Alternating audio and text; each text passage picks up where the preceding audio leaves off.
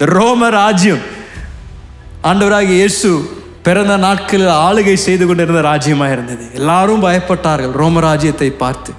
பல ராஜாக்கள் எழும்பி பல விதத்தில் ஆண்டவருடைய பிள்ளைகளை சித்திரவதைப்படுத்தணும் என்று முயற்சி செய்தார்கள். ஆனால் இதில் என்ன ஒரு அற்புதமான காரியம்னா, ஆண்டவர் சில நேரத்தில் பொல்லாதவர்களை கூட பயன்படுத்தி அவருடைய திட்டத்தை நிறைவேற்றுவார். என்னங்க, பொல்லாதவர்களை கூட பயன்படுத்தி அவருடைய திட்டத்தை நிறைவேற்றுவார். ஏன்னா ரோம ராஜ்யம் இந்த பூமியில் இருந்த பொழுது அதற்கு கொடுக்கப்பட்ட ஒரு மிகப்பெரிய பெயர் புகழ் என்னன்னா, ரோம ராஜ்யம் எங்கெங்கெல்லாம் போய் யுத்தம் செய்து மேற்கொண்டார்களோ அந்தந்த இடத்துல அழகா விசாலமாக சாலைகளை கட்டி எல்லா இடத்திலும் நல்ல முன்னேற்றத்தை கொண்டு வந்து நல்ல கலாச்சாரத்தை எல்லா இடத்துலையும் கொடுத்து ரோம ராஜ்யம் எங்கெங்கெல்லாம் போனதோ அந்த இடத்துக்கெல்லாம் ரோம் அவங்களுடைய தலைநகர பட்டணத்திலிருந்து நேராக எங்க உலகத்தின் முக்கு வரைக்கும் அழகாக அவருடைய ரதங்கள் அவருடைய இராணுவம் எல்லாம் எல்லா இடங்களுக்கும் போகும்படியாக விசாலமாக சாலைகளை கட்டினார்களாம். இதெல்லாம் செய்து கொண்டிருக்கும் பொழுது பரலோகத்தில் இருக்கிற பிதா பார்த்து சிரிச்சிட்டு இருந்திருப்பார். டேய், நீ உன் ராஜ்யத்தை கட்டுறேன் நீ யோசிச்சுட்டு இருக்கிற, ஆனால் நான் உன்னை பயன்படுத்தி என்னுடைய ராஜ்யத்தை நான் கட்டிட்டு இருக்கிறேன்டா என்று ஆண்டவர் சொல்ல. ஏன்னா என்ன நடந்ததுன்னா, ரோம ராஜ்யம் உலகத்தில் ஆளுகை செய்த நிமித்தம் சுவிசேஷத்தை சுமந்து கொண்ட எல்லா சீஷர்களுக்கும் நல்ல 4 லேன் ஹைவே ஆண்டவர் ஏற்கனவே ஏற்படுத்தி சுவிசேஷத்தை சுமந்து உலகம் எங்கும் போகும் வரைக்கும் ஆண்டவர் அதற்கு தேவையான எல்லா இன்ஃப்ராஸ்ட்ரக்சரையும் ரோம ராஜ்யத்தை பயன்படுத்தி ஆண்டவர் ஏற்படுத்தினாருங்க. உங்களை பார்த்து சொல்றேன், நம்மளுடைய தேசத்திலும் ஆண்டவர் பல நேரத்தில் பலர் ஆளுகை செய்து கொண்டிருக்கின்ற பல காரியங்களை சொல்லலாம், பல சட்டங்களை ஏற்படுத்தலாம், மதம் மாற்றும் சட்டத்தை ஏற்படுத்தலாம். அவர்கள் நினைக்கலாம், நான் கிறிஸ்துவத்தை எப்படியாவது இந்த இடத்தை விட்டு இந்த தேசத்தை விட்டு அழிக்கணும் என்று அவங்க யோசித்திருக்கலாம். ஆனால் ஒரு காரியம் அவர்கள் மறந்து விட்டார்கள். பல ராஜ்யங்களும் ராஜாக்களும் எழுப்பினார்கள். இந்த கடந்த 2000 வருடங்களாக பலர் கிறிஸ்துவத்தை அழிக்கும்படியாக பலர் எழுப்பினாலும் அவர்கள் தான் அழிந்து போனார்களே தவிர தேவ ராஜ்யத்தை யாராலும் தொட முடியவில்லை. தேவன் என்னத்தை செய்ய சித்தம் கொண்டிருந்தாரோ அதை நிச்சயம் நிறைவேற்றி கொண்டிருக்கின்றார். இயேசு சொன்ன வார்த்தைகள் இன்றைக்கும் அதற்கு வல்லமை உண்டு.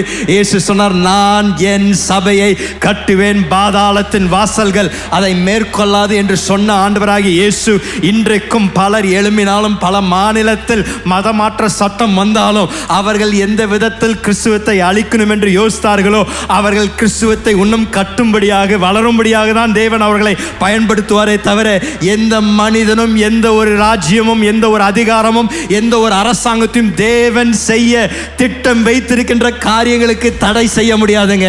அவர்கள் எவ்வளவு முயற்சி செய்தாலும் அவர்களுடைய தீமையை நன்மையாய் மாற்றுவார். தடை செய்யும்படியாக அவர்கள் முயற்சி பண்ணாலும் அதை வைத்து ஒரு வாசலை தேவன் திறப்பார். நான் சொல்றேன், இந்த தேசத்தில் பலர் எழும்பி பலர் சவால்களை விடுகின்றார்கள்.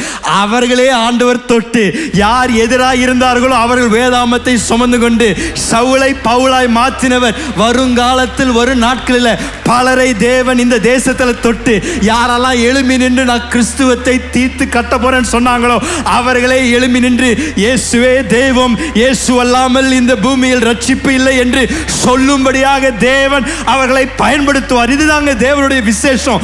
ஆளுகை செய்கின்ற தேவன் இன்றைக்கு அவர் சிங்காசனத்தில் இருந்து ஆளுகை செய்து கொண்டிருக்கின்றார். எந்த ஒரு ராஜ்யம் எந்த ஒரு அதிகாரமும் தேவனுடைய ராஜ்யத்திற்கு விரோதமாக அது செயல்பட முடியாது.